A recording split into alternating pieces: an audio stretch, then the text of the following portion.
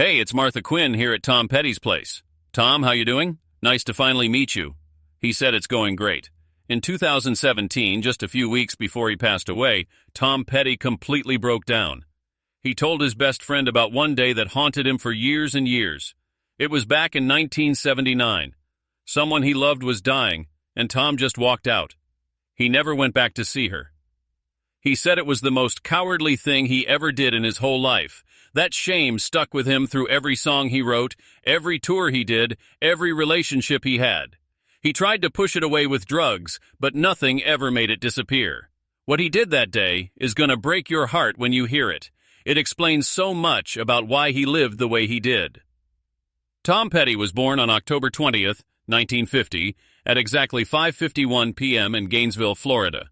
His mom was Kitty, who worked at the local tax office, and his dad was Earl, a salesman who was almost never home. They lived in a quiet neighborhood called the Duck Pond, full of big old Victorian houses and trees covered in moss. It looked super peaceful from the street, but inside their house, it was the total opposite. Tom's dad Earl had a really bad temper and drank way too much. By the time Tom was 5, the beatings had already started. One day in 1955, little Tom was playing with his slingshot in the yard and accidentally hit the fin of a brand new 1955 Cadillac. The super angry driver came right to their house. Kitty whispered to Tom, "This is bad.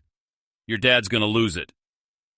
When Earl got home that night, he took off his belt and beat Tom so hard, his whole body was covered in big red welts from head to toe. Kitty and Tom's grandma laid him on the bed, took off his clothes, and cleaned the cuts with cotton balls and alcohol while he just cried quietly. It happened again and again. Tom learned super early to hide whenever his dad was around. The only safe place was with his mom. Kitty was gentle, sweet, and loved music. She taught him old country songs and always had the radio on. But her life was really hard too. She had epilepsy and later got cancer. She just quietly took all of Earl's anger and yelling. Years later, when Tom was playing with his band Mudcrutch, the family went on a fishing trip. On the way home, Earl had too much to drink and crashed the car into another one. Everybody got knocked out. Kitty never really got better after that. She got weaker and quieter. When she died on October 21st, 1980, one day after Tom's 30th birthday, he said she had already been fading away for a long time. Everything changed again when Tom was 10. It was summer 1961. His uncle Earl Jernigan worked on movies and took him to a film set in Ocala. The movie was Follow That Dream, and the star was Elvis Presley. Hundreds of people were lined up in the street just to see him. Then Elvis walked out looking like a total superstar and walked right past Tom. He even stopped for a second to shake Tom's hand. Tom froze. He couldn't even talk. That moment hit him like lightning.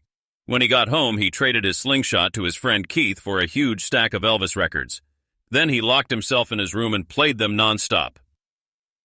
His parents thought something was wrong with him, but he didn't care. He had finally found something bigger than being scared all the time. He found music. Tom's little brother Bruce was born in 1957, 7 years after Tom. By the time Bruce could walk, the family was already falling apart. Earl's job was shaky, he gambled, drank even more, and barely brought money home. The house was always full of yelling. Bruce learned to stay quiet and play sports so he wouldn't get hit less. Tom escaped into music and TV, but he still saw everything. His mom getting smaller and sicker because of his dad's anger.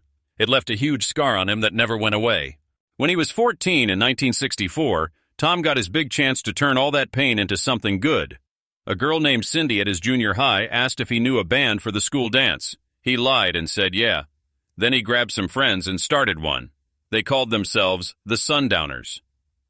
They practiced in a little wooden shed behind the house, putting old carpet on the walls so the neighbors wouldn't complain.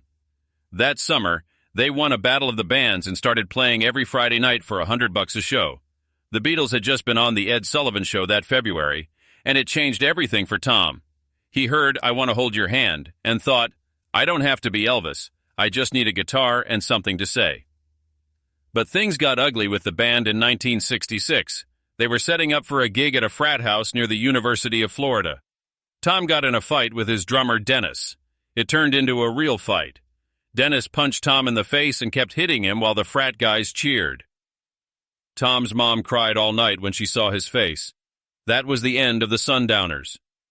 Even though Earl bought Tom his first real guitar for $35 from Sears, he never got his son. Earl wanted a tough kid who hunted and played football.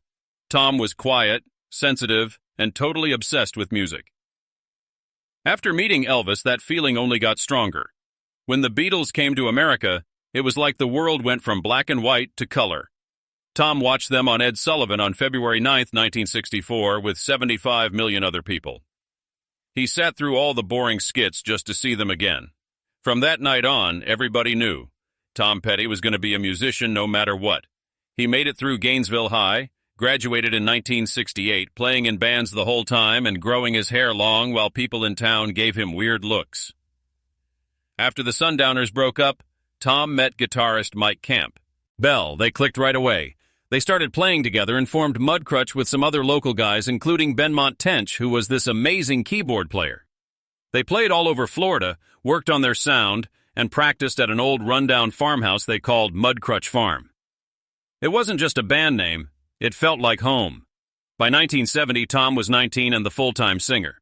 They recorded their first single in 1971 and started getting a little fan base. Their songs were weird and deep, more like Grateful Dead than regular radio hits. In fall 1970, they got a steady job at a wild bar called Dub's Steer Room. Topless dancers, crazy crowds. They played 6 nights a week, 9 p.m. to 2 a.m., for $100 total. During the day, they did landscaping for the university in the hot Florida sun. After work, they'd rehearse, then play all night. It was exhausting. They never stopped. It was the only way to make it. In 1972, they threw a big music festival at the farm. Hundreds showed up and the cops left them alone. That gave them confidence. For Halloween, they did another one. This time, it got totally out of control. People on drugs acting crazy. Cops came, pulled plugs, grabbed drumsticks, shut it down. Mad fans ripped down speakers and set them on fire. The band got kicked out. Mudcrutch was homeless again. But Tom never lost focus. On March 24, 1974, he married his high school girlfriend, Jane Benyo. She was already pregnant with their daughter, Adria, who was born November 28 that year. They lived in a tiny apartment above a barber shop and laundromat. Friends crashed there, smoked weed, played records. Tom would play new songs for Mike at the kitchen table. But the tiny place, loud music all night, and Tom's total obsession with the band started making Jane feel super alone, even when he was right there. In August 1974, 23-year-old Tom left Gainesville with just a demo tape, some friends, and $100 borrowed for gas. Mudcrutch wasn't famous. They were just Florida kids chasing a dream.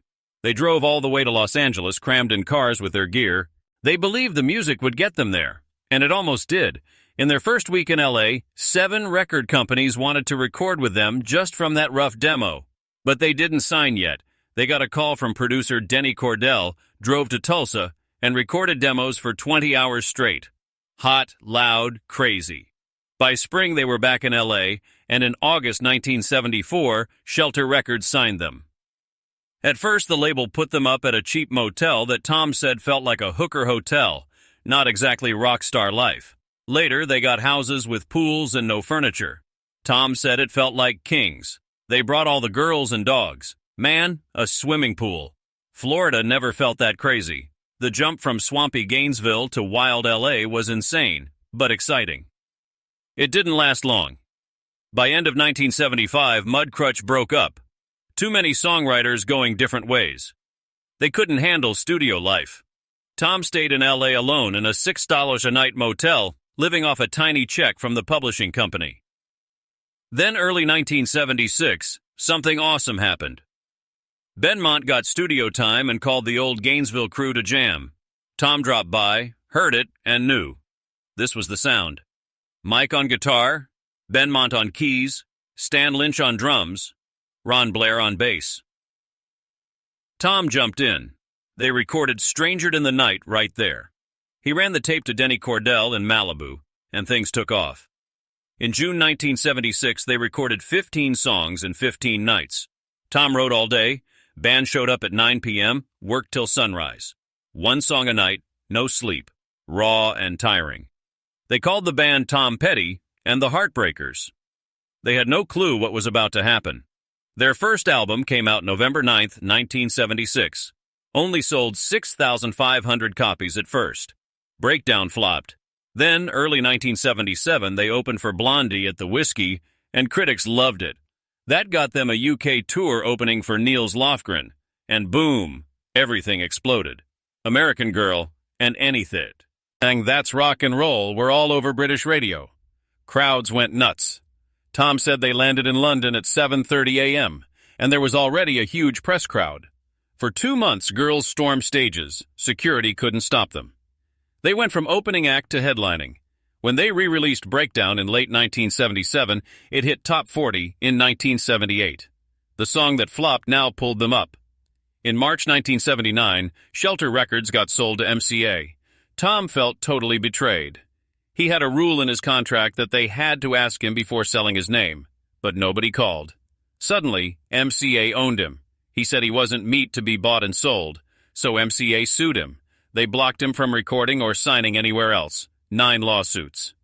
At the same time, Tom went in the studio anyway, paid himself, spent over $500,000 making what became Damn the Torpedoes.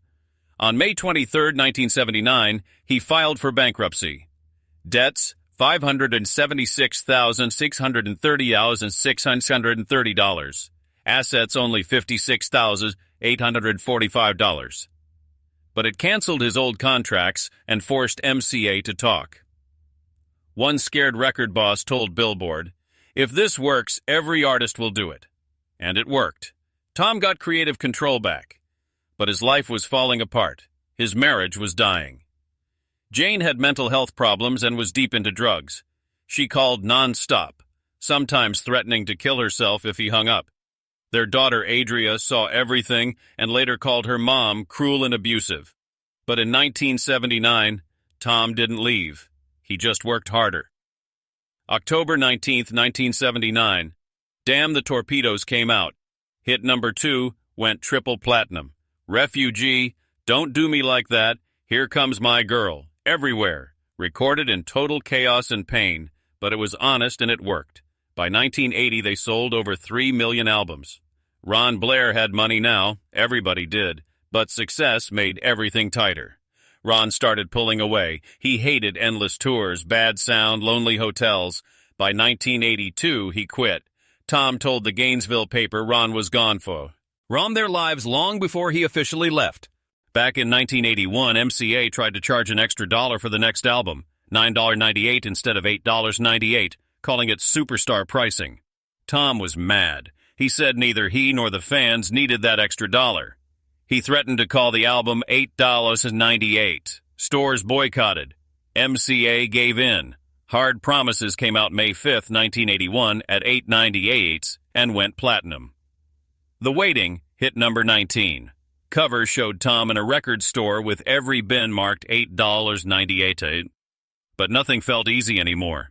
Tom spent 18 months on Southern accents, wanted a double album about the South, recorded in his basement, obsessed over every note. He tried singing with a thick Southern accent. It sounded fake. One night after hearing a rough take of Rebels, he punched the wall and crushed his left hand. Doctors put pins in, said he might never play guitar again. He had to do electroshock therapy just to close his hand. Dave Stewart and Robbie Robertson helped finish it. The 1985 tour used Confederate flags as props for Rebels. Tom meant it as a character's mindset, but fans waved real flags. In North Carolina, he stopped the show and called himself stupid. In 2015, he said it was a dumb mistake and the flag should never have represented them. Cocaine was everywhere in the studio. Tom said too much time, too much drugs. Mike Campbell once snorted something thinking it was coke, shut his stomach down, landed in hospital. Wild times. September 1st, 1982. Tom fired Ron Blair and hired Howie Epstein. 20 years later, Howie would die of heroin. That same year, Jane had their second daughter, Anna Kim Violet, but Jane was falling deeper into drugs. Tom once found her passed out while the baby was alone in another room. By 1984, he knew he had to leave, But divorce wasn't final until 1996. Even after, she'd call screaming or show up outside his house. Adria later said being married to someone so sick destroyed her dad. In 1985, the Don't Come R. Down Here No More video came out. Tom as the Mad Hatter cutting up Alice and eating her as cake. People Freaked called it cannibalism. It helped start the whole music censorship fight, but the song hit number 13. April 1988. George Harrison needed a B-side, didn't have his guitar, stopped at Tom's house. That visit changed everything. George invited Tom to Bob Dylan's garage studio. With Jeff Lynne and Roy Orbison, they recorded Handle with Care. Record company said it was too good for a B-side, make a whole album. So Traveling Wilburys was born. George, Tom, Jeff, Roy, and Bob. Volume 1 came out 1988, sold 3 million, hit number 3. They Felt Like Kids. 1 year later, Full Moon Fever dropped April 24, 1989. Number 3 on charts a whole year, 5 million copies. Free Fallin' number 7, I Won't Back Down. 12, Runnin' Down a Dream top 30. But MCA at first refused to release it. Said no hits. President quit soon after. Inside the band, Stan Lynch felt Tom going solo. He was right. Success changed everything. 91. Into the great wide open sessions. Howie was using heroin, showing up late, stealing studio money for drugs. They confronted him. It worked a little while. Learning to Fly spent 6 weeks at #1 rock radio. Video had Johnny Depp. Looked perfect, but everything was cracking. 92, 1994. Tom made Wildflowers, called it his divorce album. Producer Rick Rubin said Tom never wanted to leave the studio. It was the only safe place. Recorded 28 songs. Label forced him to cut to 15. That hurt him forever. Album still sold 4 million fast. You Don't Know How It Feels, and It's Good to Be King, huge on MTV. After 1996, divorced Tom started using heroin quietly to numb the pain. Dana York pulled him out. Traveling Wilburys Volume 3 came out 1990. They skipped Volume 2 as a joke. But Roy Orbison had died 1988. Only 4 guys now. Hit 11, but missing magic. By 1999, album Echo song, Room at the Top, sounded tired and broken. 22-year marriage over, Jane calling and screaming, showing up, getting arrested. Tom got a restraining order. Howie was disappearing into heroin. 2001, arrested with girlfriend, black tar heroin, stolen Jeep. Tom sent him to rehab. Didn't stick. 2002, Rock Hall ceremony. Howie looked like a skeleton.